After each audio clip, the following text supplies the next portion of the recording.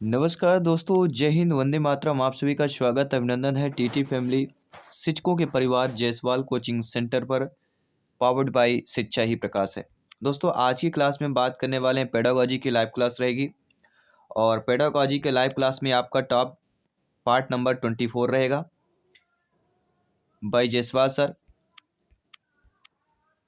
इस पार्ट में हम दोस्तों 25 महत्वपूर्ण लाजवाब क्वेश्चंस करने वाले हैं।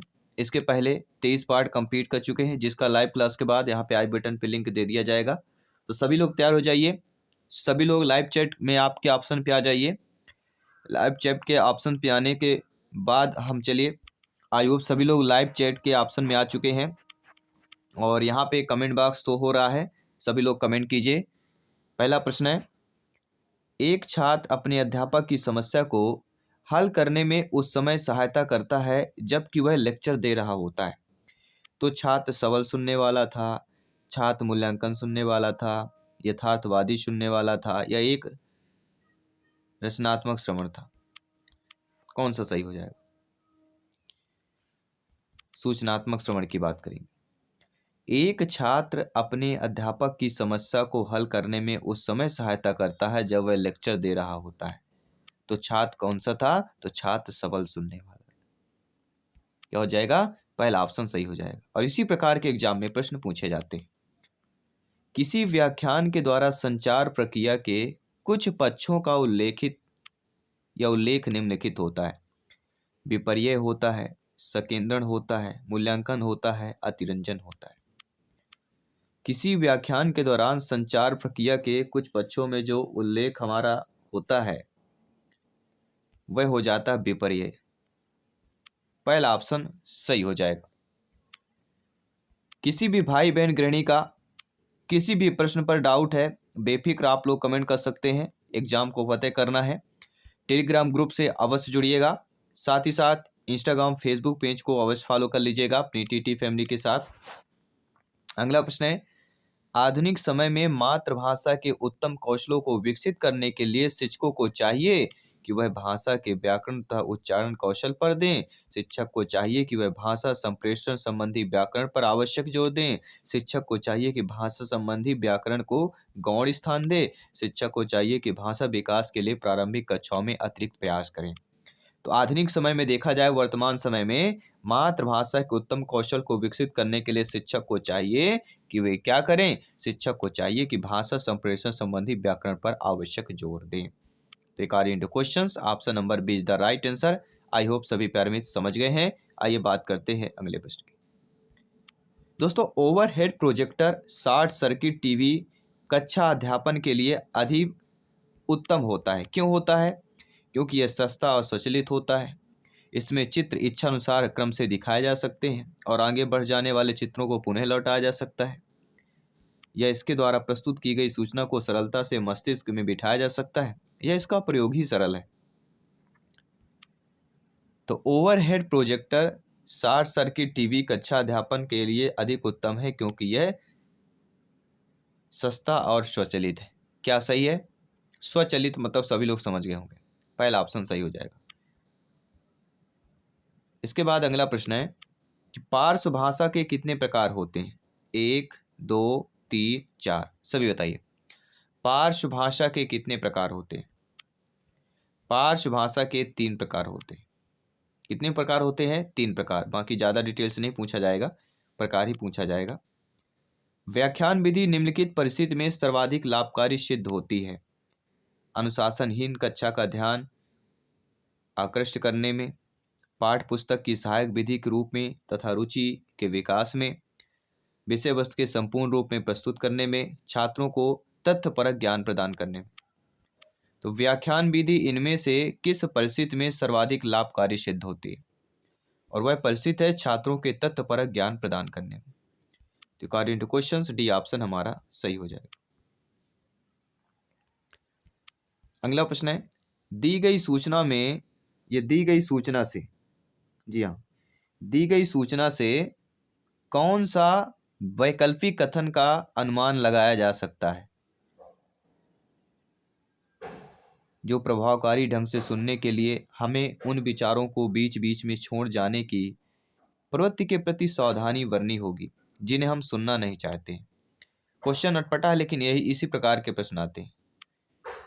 तो अनचाहे विचारों को बीच बीच में छोड़ देने से सुनने की गति बढ़ती है। जो अनचाहे विचार आते हैं अगर उनको बीच बीच में छोड़ दिया जाता है तो सुनने की गति क्या है, बढ़ती है। तो पहला ऑप्शन हमारा सही था, इसलिए हमने आपको बता दिया है। आइए बात करेंगे अगले प्रश्न की। शिक्षण में सर्वोत्तम महत्वपूर्ण कारक क्या होता है? शिक्षण सामग्री की विविधता, प्रयुक्त शिक्षण तकनीकी, संप्रेषित विषय वस्तु, छात्र शिक्षक के मध्य अंतर संबंध की बात करें। तो शिक्षण में सर्वोच्च महत्वपूर्ण कारक क्या होता है? और वह कारक होता है शिक्षण सामग्री की विविधता।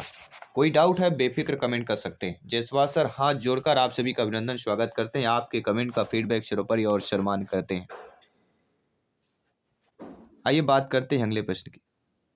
अगला प्रश्न है जो आपको ऑलरेडी स्क्रीन पर आ चुका है और आपके ऑलरेडी स्क्रीन पर प्रश्न पूछा जा रहा है कि निम्न सभी दूरदर्शन शिक्षा की सीमाएं हैं केवल एक को छोड़कर।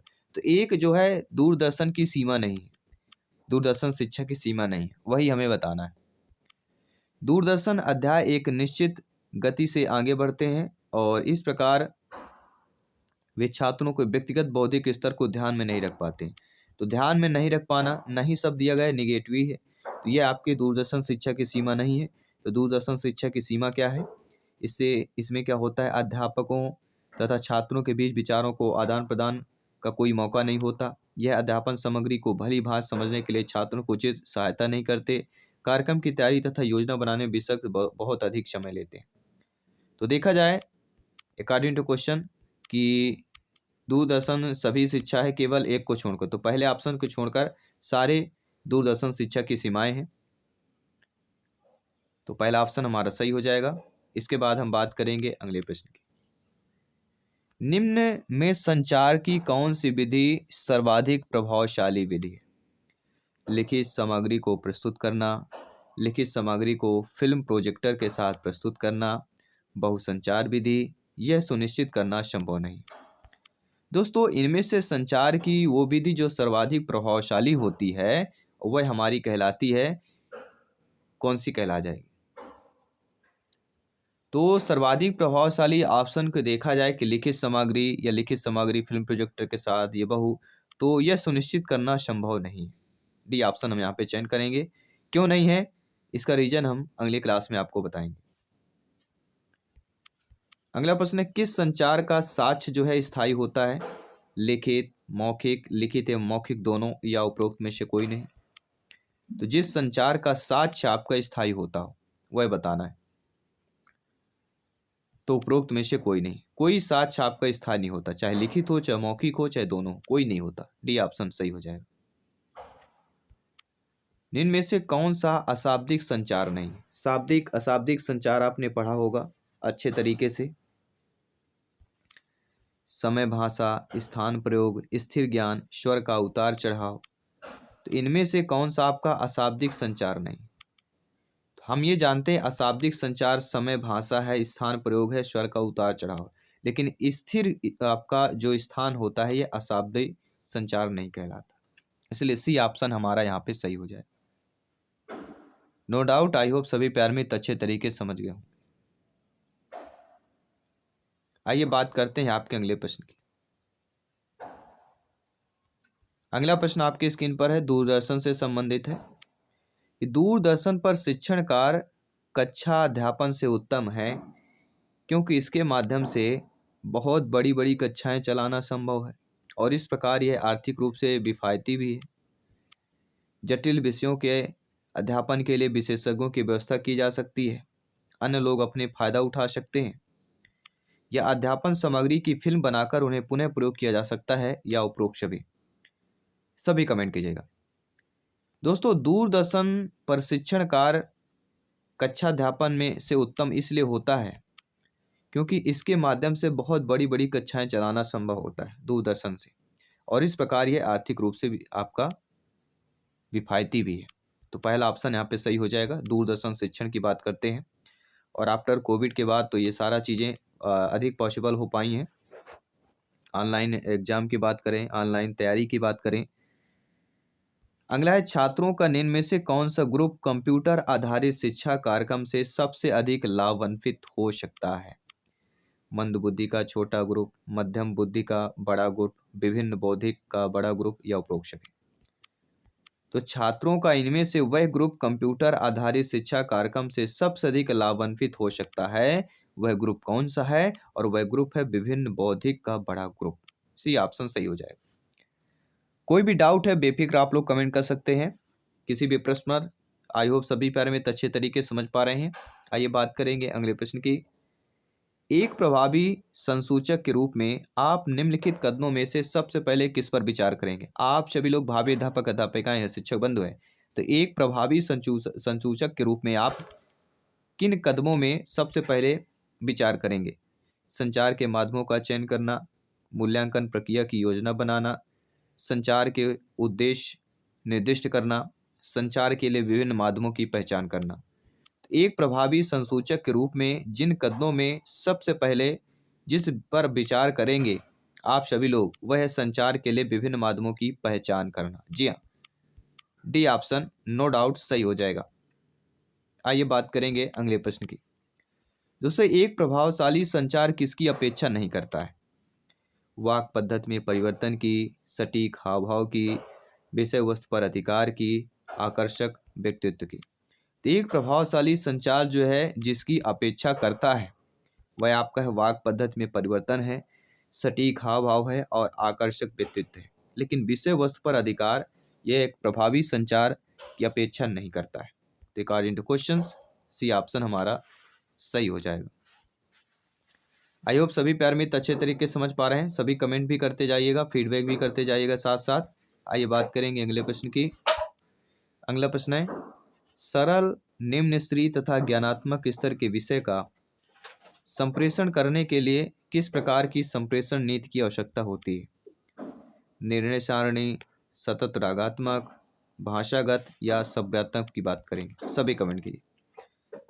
दोस्तों, सरल निम्न स्तरीय तथा ज्ञानात्मक स्तर के विषय का संप्रेषण करने के लिए जिस प्रकार की संप्रेषण नीति की आवश्यकता होती है वह संप्रेषण नीति निर्णय सारणी कहलाती है। पहला ऑप्शन सही हो जाएगा। अगला प्रश्न है, जब आप कक्षा में शिक्षण कराते हैं तो कक्षा में किसके साथ साथ चलना चाहिए?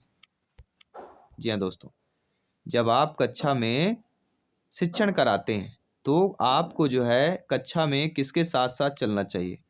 मौखिक विचार संचार के, गैर शाब्दिक विचार संचार के, सरल संप्रेषण के या सभी प्रकार के संप्रेषण के? तो जब आप कक्षा में शिक्षण कराते हैं तो कक्षा में किसके साथ साथ चलना चाहिए? तो दोस्तों, गैर शाब्दिक विचार और संचार के साथ साथ चलना चाहिए। बी ऑप्शन सही हो जाएगा। अगला प्रश्न है, विचार संप्रेषण को रोचक बनाने का एक महत्वपूर्ण साधन है। अच्छी भाषा है, शब्ददर्श साधन है, या कह सकते हैं आपका जोर जोर से बोलना, या ये सभी हो जाएगा। तो विचार संप्रेषण को रोचक बनाने का एक महत्वपूर्ण साधन जो कहला जाता है वह आपका श्रव्यदर्श साधन कहला जाता है। सुनाई भी देना और दिखाई भी देना, दोनों चीजें इंपॉर्टेंट। कक्षा कक्ष में विचार संचार निर्भर करता है अध्यापक की भाषण कला पर, विषय की कठिनाई पर, छात्रों की योग्यता पर, कक्षा की अंतःक्रियाओं पर। तो कक्षा कक्ष में विचार संचार निर्भर करता है या किस पर निर्भर करता है? तो विषय की कठिनाई पर निर्भर करता है। बी ऑप्शन यहाँ पे आप लोगों का सही हो जाए। अगला प्रश्न है, विचारों का आदान प्रदान तभी फलदायी होता है जब संप्रेषण धारा दोनों तरफ से खुली हुई हो। तो इस कथन से आप सहमत हैं? संभवतः सहमत है, पूर्ण सहमत है, असहमत है या बहुत सहमत है? तो विचारों का आदान प्रदान तभी लाभदायी होता है जब संप्रेषण धारा दोनों तरफ से खुली हुई होती है। तो यह हमारा कथन जो होता है संभवतः सहमत है, संभवतः हो जाएगा। अगला, शिक्षक के लिए आवश्यक क्या होता है? सबसे महत्वपूर्ण बात, आप सभी लोग भावी अध्यापक अध्यापिकाएं हैं, शिक्षक एग्जाम को टीटी एग्जाम को फतेह करने के लिए प्रिपरेशन कर रहे हैं। ये बताइए शिक्षा के लिए आवश्यक क्या होता है? संप्रेषण कला, चित्रकला, उद्धरण कला या बंदूक चलाना? सभी बताइए। शिक्षक के लिए जो आवश्यक कार्य होता है, जो आवश्यक कहला जाएगा, यहाँ पे ऑप्शन को देखा जाए तो वह होता है चित्रकला। बहुत सारे संप्रेषण कला पे किए होंगे क्योंकि संप्रेषण का चैप्टर चल रहा है। तो यहाँ पर हमारा जो राइट ऑप्शन होगा चित्रकला की बात करेंगे। अगला जो प्रश्न दिया गया है, इंटरेस्टेड प्रश्न दिया गया है कि सामाजिक विषय के शिक्षण में विषय वस्तु स्वयं में अंतिम लक्ष्य होती है, शिक्षण विधि शिक्षण परिस्थिति से पूर्ण मुक्त होती है, शिक्षण तकनीकी तथा उद्देश्यों में कोई संबंध नहीं होता है, या युक्ति एवं विषय सामग्री दोनों में पारस्परिक संबंध होता है। तो सामाजिक विषय के शिक्षण में क्या होता है? सोशल साइंस, और वो सोशल साइंस सब्जेक्ट वाला नहीं है, ठीक है, ये आपके संप्रेषण वाला है। और इसका जो राइट ऑप्शन होता है वह होता है कि शिक्षण विधि शिक्षण परिस्थिति में जो है पूर्ण मुक्त होती है।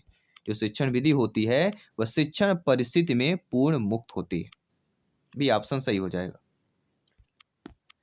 अगला, शिक्षण एक सहयोगात्मक क्रिया है, निश्चय ही है, नहीं है, बहुधा है या संभवतः है? आपका क्या जिक्र कह रहा है, आपका मन क्या कह रहा है, आपका मस्तिष्क क्या खोज रहा है कि शिक्षण एक सहयोगात्मक क्रिया है? वह कहला जाएगी बिल्कुल नहीं। अब ये इसका रीजन क्या है, या आप लोग अपने अपने विचार कमेंट बॉक्स में रख सकते हैं। अगला जो प्रश्न रहेगा कि कक्षा में विचार संचार को उद्देश्यनिष्ठ बनाने हेतु शिक्षक को क्या करना चाहिए?